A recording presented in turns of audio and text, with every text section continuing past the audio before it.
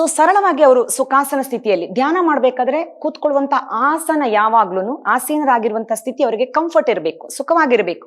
ನಾವು ವಜ್ರಾಸನ ಕೂತ್ರೆ ಒಳ್ಳೇದು ಅಂತ ಹೇಳಿ ವಜ್ರಾಸನ ಕೂತ್ರೆ ಕಾಲ್ ನೋವು ಬರ್ತಾ ಇದ್ರೆ ಅವ್ರ ಗಮನ ಎಲ್ಲ ಕಾಲ್ ಕಡೆಗೆ ಹರಿದೋಗುತ್ತೆ. ಹಾಗೆ ಮಾಡಿ ಪ್ರಯೋಜನ ಇಲ್ಲ. ಹಾಗಾಗಿ ಕಂಫರ್ಟೇಬಲ್ ಆಗಿ ಅವರು ಈಸಿ ಚೇರ್ ಅಲ್ಲಿ ಫಸ್ಟ್ ಕೂತ್ಕೋತಾರೆ ಅಂದ್ರೆ ಈಸಿ ಚೇರ್ ಅಲ್ಲೇ ಕೂರಿಸಿ ಮಾಡೋಣ. ಒಟ್ನಲ್ಲಿ ಅವ್ರನ್ನ ಹಿಡಿಯಕ್ಕೆ ಪ್ರಯತ್ನ ಮಾಡೋಣ. ಮೊದಲಿನ ಹಂತದಲ್ಲಿ ನಾವು ಸುಖಾಸನದಲ್ಲಿ ಅಂದ್ರೆ ಸುಖಾಸನದಲ್ಲಿ ಗೋಡೆಗೆ ಬೇಕಿದ್ರೆ ಹೊರ್ಕೊಂಡು ಕೂತ್ಕೋಬಹುದು. ಯಾಕಂದ್ರೆ ಬೆನ್ನು ಇದರಲ್ಲಿ ನೋಡಿ ಧ್ಯಾನದಲ್ಲಿ ಕಡ್ಡಾಯವಾಗಿ ನೇರ ಇರಬೇಕು. ಹಾಗಾಗಿ ಬೆನ್ನನ್ನ ನೇರ ಉಳಿಸ್ಕೊಳ್ಳುವಂತ ಯಾವ್ದಾದ್ರೂ ಸ್ಥಿತಿ ಸ್ತೂಕ್ತ ಆಗಿರುತ್ತೆ. ಕರಗಳಲ್ಲಿ ಯಾವ್ದಾದ್ರೂ ಒಂದು ಮುದ್ರೆ ಸುಲಭವಾಗಿ ಮಕ್ಕಳಿಗೆ ಅರ್ಥ ಆಗೋದು ಅಂದ್ರೆ ಚಿನ್ ಮುದ್ರೆ. ಎರಡು ಬೆರಳಿನ ತುದಿಗಳು ಒಂದಕ್ಕೊಂದು ಸ್ಪರ್ಶ ಮಾಡಿ ಮೇಲ್ಮುಖವಾಗಿ ತೊಡೆಯ ಮಧ್ಯೆ, ಇದನ್ನ ಜ್ಞಾನ ಮುದ್ರೆ ಅಂತಾನೂ ಕರಿತೀವಿ. ಜ್ಞಾನಕ್ಕೆ ಕೂಡ ಒಳ್ಳೇದು ಈ ಮುದ್ರೆ. ಹಿಡ್ಕೊಂಡಿದೀವಿ ನಾವಿಲ್ಲಿ. ನಿಧಾನಕ್ಕೆ ಕಣ್ಣುಗಳನ್ನ ಮೊದಲಿಗೆ ಮುಚ್ಚಿ ಕೂತ್ಕೊಳ್ಳೋದನ್ನ ರೂಢಿ ಮಾಡ್ತಾ ಬರ್ಬೇಕು ಅವರಿಗೆ. ಸೊ ಕಣ್ಣುಗಳನ್ನ ಮೃದುವಾಗಿ ಮುಚ್ಚಿಕೊಳ್ತಾ ನಿಧಾನಕ್ಕೆ ಶರೀರವನ್ನ ಸಡಲಿಸ್ಕೊಳ್ತಾ ಬರ್ತೀವಿ. ಶರೀರದ ಮೇಲೆ ಗಮನವನ್ನ ತರೋದಕ್ಕೆ ನಾವು ಸೂಚನೆಯನ್ನ ಕೊಡ್ತಾ ಬರಬೇಕು. ಯಾವಾಗ್ಲೂ ಮಕ್ಕಳಿಗೆ ಧ್ಯಾನವನ್ನ ಮಾಡಿಸ್ಬೇಕಾದ್ರೆ ನಾವು ಗೈಡೆಡ್ ಮೆಡಿಟೇಷನ್ ಅನ್ನ ಹೆಚ್ಚು ಆಯ್ಕೆ ಮಾಡ್ಕೋಬೇಕು. ಅಂದ್ರೆ ಹಿಂದಿಂದ ಸೂಚನೆ ಬರ್ತಾ ಇರಬೇಕು, ಅವ್ರು ಅದನ್ನ ಕೇಳ್ಕೊಂಡು ಮಾಡೋ ರೀತಿಯಲ್ಲಿ ಇರಬೇಕು. ಅವರಿಗೆ ಮಾಡಕ್ ಬಿಟ್ರೆ ಮಾಡಕ್ಕೆ ಗೊತ್ತಾಗಲ್ಲ ಯಾವ ರೀತಿಯಲ್ಲಿ ಮಾಡಬೇಕು ಅಂತ. ಅದು ಸುಮಾರು ಸಮಯಗಳ ಕಾಲ ಆ ರೀತಿ ಗೈಡೆಡ್ ಮೆಡಿಟೇಷನ್ ಮಾಡ್ತಾ ಇದ್ರೆ ಮತ್ತೆ ಅವ್ರಿಗೆ ಅಭ್ಯಾಸ ರೂಢಿ ಆಗ್ತಾ ಬರುತ್ತೆ ಅದು. ಸೊ ಮೊದಲಿಗೆ ನಾವು ಕಣ್ಣನ್ನ ಮೃದುವಾಗಿ ಮುಚ್ಚಿ ಶರೀರವನ್ನ ಸಂಪೂರ್ಣ ಸಡಲಿಸ್ಕೊಳ್ತಾ ಹೋಗ್ತೀವಿ. ನಗು ಮುಖವನ್ನ ತುಂಬಿಸ್ಕೊಳ್ತೀವಿ. ಶರೀರ ಸಡಿಲಾಗಿದೆ ಅಂದ್ರೆ ತನ್ನಿಂತಾನೆ ನಗು ಅರಳ್ಬೇಕು. ಮುಗುಳ್ನಗೆ ಮುಖದಲ್ಲಿ ಮಂದಹಾಸ ತುಂಬಿದ ಭಾವ, ಶಾಂತ ಚಿತ್ತ. ಇಲ್ಲಿ ಮೊದಲಿಗೆ ನಾವು ಗಮನವನ್ನ ಉಸಿರಿನ ಮೇಲೆ ಕೇಂದ್ರೀಕರಿಸಕ್ಕೆ ಹೇಳ್ಬೇಕು. ಸೊ ಸುಲಭವಾಗಿ ಉಸಿರಾಟವನ್ನ ಗಮನಿಸಿದ್ರೆ ಸಾಕು. ನ್ಯಾಚುರಲ್ ಆಗಿ ಅದು ಪ್ರೊಸೆಸ್ ನಡೀತಾ ಇದೆ. ನಾವೇನು ಕಂಟ್ರೋಲ್ ಮಾಡೋದು ಬೇಡ, ಅದರ ಪಾಡಿಗೆ ಅದು ನಡೀಲಿ. ಸೊ ಒಳಕ್ ಹೋಗ್ತಾ ಇದೆ, ಇನ್ಹೇಲ್ ಆಗ್ತಾ ಇದೆ, ಎಕ್ಸೇಲ್ ಆಗ್ತಾ ಇದೆ. ಸೈಕ್ಲಿಸಿಟಿ ಹೋಗ್ತಾ ಇದೆ, ಬರ್ತಾ ಇದೆ, ಹೋಗ್ತಾ ಇದೆ, ಉಸಿರು ಬರ್ತಾ ಇದೆ. ಅದನ್ನ ಗಮನಿಸ್ತಾ ಇದ್ದ ಹಾಗೆ ಅದು ನಿಧಾನ ದೀರ್ಘ ಆಟೋಮೆಟಿಕ್ ಆಗೋಕ್ ಶುರು ಆಗುತ್ತೆ. ನಾವು ಗಮನಿಸದೇ ಇದ್ದಾಗ ವಿಶೇಷತೆ ಏನಂದ್ರೆ ವಾಲಂಟ್ರಿ ಆಗೂ ಆಗುತ್ತೆ ಬ್ರೆತ್ತು, ಇನ್ವಾಲಂಟ್ರಿ ಆಗುತ್ತೆ. ನಾವು ಗಮನಿಸದೇನು ಅದ್ರ ಪಾಡಿಗೆ ಅದಾಗುತ್ತೆ ಉಸಿರಾಟ ಅನ್ನುವಂಥದ್ದು. ನಾವು ಗಮನಿಸಿದ್ರೆ ವಾಲಂಟ್ರಿ ಆಗಿ ಅದನ್ನ ಕಂಟ್ರೋಲ್ ಮಾಡ್ಕೊಂಡು ಮಾಡಕ್ಕಾಗುತ್ತೆ. ಇದು ವಿಶೇಷತೆ ಪ್ರಾಣದ್ದು. ಸೊ ಪ್ರಾಣಶಕ್ತಿಯ ವಿಶೇಷತೆ. ಸೊ ಈಗ ನಾವು ಗಮನಿಸ್ಕೊಳಕ್ ಶುರು ಮಾಡಿದ್ವಿ, ಕಂಟ್ರೋಲ್ ಏನು ಮಾಡ್ತಿಲ್ಲ, ಗಮನಿಸ್ತಾ ಇದೀವಿ. ಗಮನಿಸ್ತಿದ್ದ ಹಾಗೆ ಅದು ನಿಧಾನ ಆಗಕ್ ಶುರು ಆಗುತ್ತೆ. ಉದ್ದ ಆಳದ ಉಸಿರಾಟ, ಡೀಪ್ ಬ್ರೀದಿಂಗ್ ಆಗಕ್ ಶುರು ಆಗುತ್ತೆ. ಅದನ್ನ ಗಮನಿಸ್ತಾ ಹಾಗೇನೆ ಉದರ ಶ್ವಾಸವನ್ನ ಮಾಡ್ತಾ ಬರೋಣ. ಉದರ ಅಂದ್ರೆ ಅಬ್ಡಾಮಿನಲ್ ಏರಿಯಾ, ಹೊಟ್ಟೆಯ ಭಾಗದ ಉಸಿರಾಟ. ಇದು ಸುಮಾರು ಕಾಯಿಲೆಗಳಿಗೆ ಲಾಭವನ್ನ ಕೊಡುವಂತ ಅಭ್ಯಾಸ ಕೂಡ ಹೌದು. ಸೊ ಡೈಜೆಸ್ಟಿವ್ ಆರ್ಗಾನ್ಗಳನ್ನ ಚೆನ್ನಾಗಿ ಆಕ್ಟಿವ್ ಮಾಡುತ್ತೆ, ಜಠರಾಗ್ನಿಯನ್ನು ಹೆಚ್ಚು ಉತ್ಪತ್ತಿ ಮಾಡಕ್ಕೆ ಸಹಕಾರಿಯಾಗುತ್ತೆ. ಇನ್ಹೇಲ್ ಮಾಡ್ತಾ ಮಾಡ್ತಾ ಮಾಡ್ತಾ ಹೊಟ್ಟೆಯನ್ನ ಬಲ್ಜ್ ಮಾಡ್ತೀವಿ, ಉಬ್ಬಿಸ್ಕೊಳ್ತೀವಿ ಬಲೂನ್ ರೀತಿಯಲ್ಲಿ. ಮಕ್ಕಳಿಗೆ ಬಲೂನ್ ಹೇಳಿದ್ರೆ ಸುಲಭವಾಗಿ ಅರ್ಥ ಆಗುತ್ತೆ. ಬಲೂನ್ಗೆ ಹೇಗೆ ಗಾಳಿ ಹಾಕಿದಾಗ ಮುಂದಕ್ಕೆ ಬರುತ್ತೋ ಉಬ್ಬುತ್ತೋ ಹಾಗೆ ಹೊಟ್ಟೆ ಉಬ್ತಾ ಹೋಯ್ತು. ನಿಧಾನಕ್ಕೆ ಮಾಡ್ಬೇಕು ಅದು ಮಜಲ್ ಅನ್ನ. ಮೆಲ್ಲ ಬಲ್ಜ್ ಮಾಡ್ತಾ ಬರ್ಬೇಕು ನಿಧಾನಕ್ಕೆ. ಎಕ್ಸೇಲ್ ಮಾಡ್ತಾ ನಿಧಾನಕ್ಕೆ ಬಲೂನಿಂದ ಗಾಳಿ ತೆಗೆದ್ರೆ ಹೇಗೆ ಅದು ಸುಕ್ಕು ಕಟ್ತಾ ಹೋಗುತ್ತೋ ಬಲೂನು, ಹಾಗೆ ಹೊಟ್ಟೆ ಒಳಕ್ಕೆ ಸುಕ್ಕ ಆಗ್ತಾ ಹೋಗ್ಬೇಕು. Suck the abdominal muscles in as much as possible. Try to stick it to the back. ಹಿಂದಕ್ಕೆ ಅಂಟಿಸಕ್ಕೆ ಪ್ರಯತ್ನ ಪಡಬೇಕು. ಹಾಗೆ ಮುಂದುವರಿಸೋಣ ಒಂದ್ 2-3 ಸುತ್ತು. ಇನ್ಹೇಲ್ ಮಾಡ್ತಾ ಹೊಟ್ಟೆ ಬಲ್ಜಿಂಗ್, ಉಬ್ಬಿಸ್ಕೊಳ್ತಾ ಇದೀವಿ ಹೊಟ್ಟೆಯನ್ನ. ಎಕ್ಸೇಲ್ ಹೊಟ್ಟೆ ಒಳಕ್ಕೆ.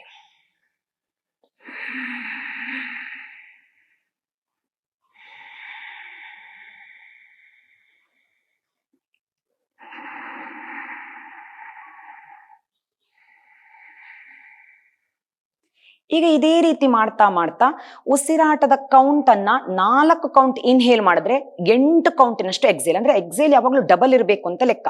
ಇದು ಪ್ರಾಣಾಯಾಮದ ಸೂತ್ರ ಆಗಿರುತ್ತೆ. ಸೊ ಇನ್ಹೇಲ್ 4 ಕೌಂಟ್ನಷ್ಟು ಮಾಡಿ ಎಕ್ಸೇಲ್ ಇನ್ನಷ್ಟು ಡೀಪ್ ಆಗಿ, ಅಂದ್ರೆ ಟಾಕ್ಸಿನ್ ಅನ್ನ ಪೂರ್ತಿ ಹೊರಗೆ ಹಾಕ್ಬೇಕು.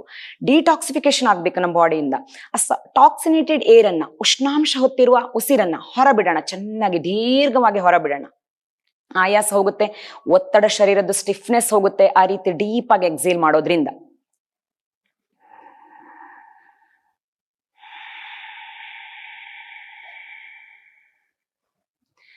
ಸಣ್ಣ ಕೌಂಟಿನ ಇನ್ಹೇಲ್ 4 ಕೌಂಟಿನಷ್ಟು 1 2 3 4 4 ಕೌಂಟ್ ಇನ್ಹೇಲ್, 8 ಕೌಂಟ್ ಎಕ್ಸೇಲ್. 1 2 3 4 5 6 7 8 ಈ ರೀತಿ ಮುಂದುವರಿಸ್ತಾ ಹೋಗೋಣ.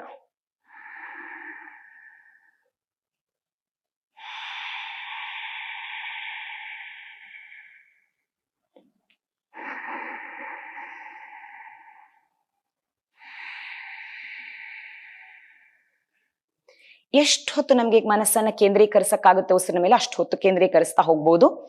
ಹಾಗೆ ನೆಕ್ಸ್ಟ್ ಇಲ್ಲಿಂದ ಮನಸ್ಸು ಚಂಚಲಗೊಳ್ತಾ ಇದೆ ಅಂದ್ರೆ ಅಲ್ಲಿಂದ ಮತ್ತೆ ಪುನಃ ನೆಕ್ಸ್ಟ್ ಡೈವರ್ಷನ್ಗೆ ತಗೊಳ್ಳೋಣ. ಹಾಗೆ ಅಲ್ಲಿಂದನೇ ಧ್ಯಾನವನ್ನ ಮುಂದುವರಿಸ್ತಾ ಹೋಗೋಣ, ಅಥವಾ ದಿನೇ ದಿನೇ ಹೆಚ್ಚಿಸ್ಕೊಳ್ತಾ ಹೋಗ್ಬೋದು. ಮೊದಲಿಗೆ ಇಷ್ಟು ಮಾಡಿಸ್ಬಿಟ್ಟು ಒಂದೆರಡು ದಿನ, ಆಮೇಲೆ ಇನ್ನು ಅದರಲ್ಲಿ ಮುಂದುವರೆದ ಭಾಗವನ್ನ ಇಲ್ಲಿ ಕೆಲವು ಅವೇರ್ನೆಸ್ ಗಳನ್ನ, ಅಂದ್ರೆ ಪಾಯಿಂಟೆಡ್ ಅವೇರ್ನೆಸ್, ಸರ್ಫೇಸ್ ಅವೇರ್ನೆಸ್, ಆಮೇಲೆ ಲೀನಿಯರ್ ಅವೇರ್ನೆಸ್, ಅಂದ್ರೆ ಇಲ್ಲಿ 4 ಆಯಾಮಗಳನ್ನ ಗಮನಿಸ್ಕೊಳ್ತಾ ಹೋಗ್ತೀವಿ ನಾವು.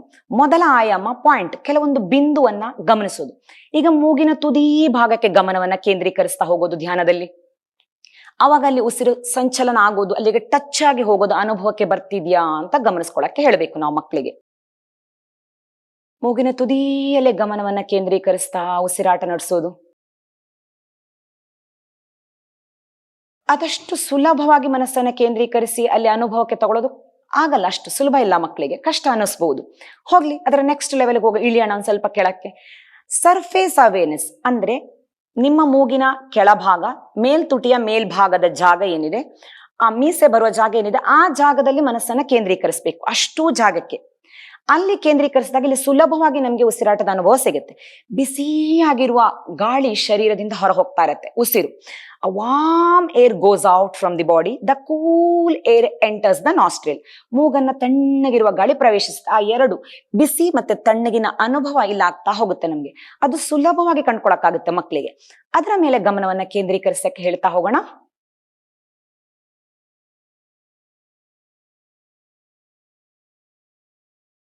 ಸ್ಪರ್ಶ ಜ್ಞಾನ, ಸರ್ಫೇಸ್ ಅವೇರ್ನೆಸ್ ಅಂತ ಕರಿತೀವಿ ಇದನ್ನ. ಹೀಗೆ ಗಮನಿಸ್ತಾ ಗಮನಿಸ್ತಾ ನೆಕ್ಸ್ಟ್ ಇದರಲ್ಲೇನೆ ಯಾವ ಮೂಗಿನಲ್ಲಿ ಉಸಿರಾಟ ನಡೀತಾ ಇದೆ ಅಂತ ಕಂಡ್ಕೊಳಕ್ ಹೇಳ್ಬೇಕು. ಅಂದ್ರೆ ಡಾಮಿನೇಟಿಂಗ್ ಆಗಿ ಯಾವುದೋ ಒಂದು ಮೂಗಲ್ಲಿ ಉಸಿರಾಟ ನಡೀತಾ ಇರುತ್ತೆ. ನಮ್ಗೆ ನಾವು ಅಂದ್ಕೊಂಡಿರ್ತೀವಿ ಎರಡು ಮೂಗಿದೆ, ಎರಡು ಮೂಗಿನಲ್ಲಿ ಉಸಿರಾಟ ಎಟ್ ಎ ಟೈಮ್ ನಡೆಯುತ್ತೆ ಅಂತ. ಖಂಡಿತವಾಗ್ಲೂ ಇಲ್ಲ. ಯಾವುದೋ ಒಂದು ಮೂಗಿನಲ್ಲಿ ನಡೀತಾ ಇರುತ್ತೆ. ಅದು ಕಾಲಕ್ರಮೇಣ, ಅಂದ್ರೆ 1-2 ಗಂಟೆಗಳಿಗೊಮ್ಮೆ, ಆರೋಗ್ಯವಂತ ಮನುಷ್ಯನಲ್ಲಿ ಸರಿಯಾಗಿ 2 ಗಂಟೆಗಳಿಗೊಮ್ಮೆ ಅದು ಬದಲಾವಣೆ ಆಗುತ್ತೆ. ಆ ರೀತಿ ಒಮ್ಮೆ ಎಡದಲ್ಲಿ ಆಗ್ತಿದ್ರೆ ಇನ್ನೊಂದ್ 2 ಗಂಟೆಗಳ ನಂತರ ಅದು ಬಲದಲ್ಲಿ ಆಗ್ಬೇಕು. ಇದು ಸರಿಯಾಗಿ ಬ್ಯಾಲೆನ್ಸ್ಡ್ ಆಗಿರುವಂತಹ ಸ್ಥಿತಿ. ಅದನ್ನ ಗಮನಿಸ್ಕೊಳಕ್ಕೆ ಯಾವ ಮೂಗಲ್ಲಿ ಈಗ ಪ್ರಸ್ತುತ ನಡೀತಾ ಇದೆ ಅಂತ ಗಮನಿಸ್ಕೊಳಕ್ಕೆ ಹೇಳ್ಬೇಕು, ಕಂಡು ಹಿಡಿಯಕ್ಕೆ ಹೇಳ್ಬೇಕು. ಕೈಯನ್ನ ತಗೊಂಡು ಹೋಗದೆ ಮನಸ್ಸನ್ನ ಕೇಂದ್ರೀಕರಿಸ್ತಾ ಗಮನಿಸ್ತಾ ಹೋಗೋದು.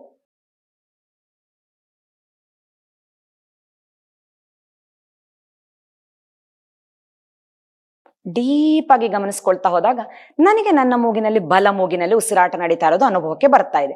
ಆ ರೀತಿಯಲ್ಲಿ ನಿಮ್ಗೆ ಯಾವ್ದ್ರಲ್ಲಿ ಬರ್ತಿದೆ, ಅದು ಹೌದಾ ಸರಿನಾ ಅಂತ ಒಮ್ಮೆ ಕನ್ಫರ್ಮ್ ಮಾಡ್ಕೊಳಕ್ಕೆ ಕೈಯನ್ನ ಅಡ್ಡ ಇಟ್ಕೊಂಡು ಬೇಕಿದ್ರೆ ಮೊದಲ ಶುರುವಿನ ದಿನಗಳಲ್ಲಿ ನೋಡ್ಬೋದು. ಆದ್ರೆ ಮುಂದುವರೆದ ಧ್ಯಾನಗಳಲ್ಲಿ ಆ ರೀತಿ ನೋಡೋ ಹಾಗಿಲ್ಲ. ಕೈ ಚಲನೆ, ಶರೀರದ ಚಲನೆ ಇಲ್ಲ. ಹೌದು, ಖಚಿತವಾಗಿ ನನಗೆ ಬಲದಲ್ಲೇ ನಡೀತಾ ಇದೆ, ಅನುಭವಕ್ಕೆ ಸಿಗ್ತಾ ಇದೆ ಕೈಗೆ. ಅದಾದ ನಂತರ ಆ ಮೂಗನ್ನೇ ಕೇಂದ್ರೀಕರಿಸ್ಕೊಂಡು ಇನ್ನಷ್ಟು ಇಂಟೆನ್ಸಿವ್ ಆಗಿ ಫೋಕಸ್ ಅನ್ನ ತಗೊಳ್ತಾ ಹೋಗೋದು. ಆ ಮೂಗಿನ ಮೇಲೆ ಮಾತ್ರ ಗಮನ. ಬಲದಲ್ಲಿ ಆದ್ರೆ ಬಲದಲ್ಲಿ ನಡೀತಾ ಇರೋದ್ರಾದ್ರೆ ಅಲ್ಲಿ ಲೀನಿಯರ್ ಅವೇರ್ನೆಸ್. ಬ್ರೆತ್ ಒಳಕ್ಕೆ ಹತ್ತುತ್ತಾ ಇದೆ ಮೂಗಿನ ಮೂಲಕ, ವಾಪಸ್ ಡೌನಿಗೆ ಇಳಿತಾ ಇದೆ ಲೈನ್ ರೀತಿಯಲ್ಲಿ. ಮತ್ತೆ ಅಲ್ಲಿ 2 ಬ್ರಾಂಕೈಟ್ ಸ್ಪ್ಲಿಟ್ ಆಗ್ತಾ ಇದೆ, ಲಂಗ್ಸಿನ 2 ಭಾಗಕ್ಕೆ ಕವಲೊಡಿತಾ ಇದೆ. ಹಾಗೆ ವಾಪಸ್ ಅದೇ ರೂಟಲ್ಲಿ ಮತ್ತೆ ಬರ್ತಾ ಇದೆ. ಸೊ ಲೈನ್ ಹೋಗ್ತಾ ಇರೋದು, ಬರ್ತಾ ಇರೋದು, ಅದನ್ನ ಎಕ್ಸ್ಪೀರಿಯನ್ಸ್ ಮಾಡ್ತಾ ಹೋಗ್ಬೇಕು. ಆ ಬ್ರೆತ್ ಹೋಗೋ ಜಾಗವನ್ನ, ಅದನ್ನ ಲೈನ್ ಅನ್ನ ಫಾಲೋ ಮಾಡ್ಕೊಳ್ತಾ ಹೋಗೋದು. ನಾವು ಟ್ರೇಸ್ ಮಾಡ್ಕೊಳ್ತಾ ಹೋಗೋದು, ಆ ಟ್ರ್ಯಾಕ್ ಅನ್ನ ಟ್ರೇಸ್ ಮಾಡ್ಕೊಳ್ತಾ ಹೋಗೋದನ್ನ ಹೇಳ್ಕೊಡ್ಬೇಕು ನಾವು ಮಕ್ಕಳಿಗೆ. ಅದನ್ನೇ ಗಮನಿಸ್ಕೊಳ್ತಾ ಹೋಗ್ಬೇಕು. 10 ಉಸಿರು, 20 ಉಸಿರು ಆದ್ರೆ ಹೀಗೆ ದಿನೇ ದಿನ ಹೆಚ್ಚಿಸ್ಕೊಳ್ತಾ ಹೋಗ್ಬೋದು. ಮನಸ್ಸು ನಮ್ಗೆ ಗೊತ್ತಿಲ್ಲದೆ ಒಳಮುಖಗೊಳ್ತಾ ಹೋಗುತ್ತೆ. ಉಸಿರು ಅನ್ನೋ ಒಂದು ವಿಚಾರದ ಮೇಲೆ ಮನಸ್ಸು ಕೇಂದ್ರೀಕೃತ ಆಗ್ತಾ ಹೋಗುತ್ತೆ. ಆನಂದ ಆಗ್ತಾ ಇರುತ್ತೆ. ಹೊರಗಡೆ ಎಲ್ಲ ಜಂಜಾಟವನ್ನ ನಿಲ್ಸುತ್ತೆ ಮನಸ್ಸು. ಒಂದೇ ವಿಚಾರದ ಮೇಲೆ ಶಾಂತ ಚಿತ್ತತೆಗೆ ಬರ್ತಾ ಹೋಗುತ್ತೆ. ಹಾಗೆ ಅನುಭವಿಸ್ತಾ ಅನುಭವಿಸ್ತಾ ಅನುಭವಿಸ್ತಾ ಅಭ್ಯಾಸವನ್ನ ಅಲ್ಲಿಗೆ ನಿಲ್ಲಿಸ್ತಾ ಹೋಗ್ಬೋದು. ನಿಧಾನಕ್ಕೆ ನಮ್ಗೆ ಸಮಯಾವಕಾಶ ಇದ್ರೆ 2 ನಿಮಿಷಗಳ ಕಾಲ ಅಲ್ಲೇ ಶವಾಸನವನ್ನ ಮಲಗಿಸ್ಬೋದು ಮಕ್ಕಳನ್ನ. ಅಥವಾ ನಿಧಾನಕ್ಕೆ ಹಾಗೆ ಕರಗಳಲ್ಲಿ ಅಂಗೈಯನ್ನ ಉಜ್ಜಿ ಬಿಸಿ ಮಾಡ್ಕೊಂಡು ಕಣ್ಣಿನ ಸುತ್ತ ಇಟ್ಕೊಂಡು ಪಾಮಿಂಗ್ ಮಾಡ್ಕೊಂಡು ಯಾವಾಗ್ಲೂ ಧ್ಯಾನ ಮಾಡದ ನಂತರ ಕಣ್ಣನ್ನ ತೆರಿಬೇಕು. ಕಣ್ಣನ್ನ ಮಿಡಕಿಸ್ತಾ ತೆರಿತಾ ಅಂಗೈಯನ್ನ ನೋಡ್ತಾ ಬರ್ಬೋದು. ಪೂರ್ಣ ಕಣ್ಣನ್ನ ತೆರಿಬಹುದು. ಸೊ ಇವತ್ತಿನ ಸಂಚಿಕೆ ನಿಮ್ಗೆ ಇಷ್ಟ ಆಯ್ತು ಅಂತ ಭಾವಿಸ್ತೀನಿ. ಸುಲಭವಾಗಿ ಮಕ್ಕಳಿಗೆ ಯಾವ ರೀತಿ ಧ್ಯಾನವನ್ನ ಮಾಡಿಸಬಹುದು ಅನ್ನೋದನ್ನ ನೋಡಿದ್ವಿ ನಾವು. ಈ ರೀತಿ ವಿಶೇಷ ಅಭ್ಯಾಸಗಳನ್ನ ಮುಂದಿನ ಸಂಚಿಕೆಯಲ್ಲಿ ಕೂಡ ನಿಮ್ಗೆ ತರ್ತಾ ಇರ್ತೀವಿ. ಅಲ್ಲಿವರೆಗೆ ನೋಡ್ತಾ ಇರಿ ನಮ್ಮ ಚಾನಲ್ ಅನ್ನ. ಧನ್ಯವಾದಗಳು.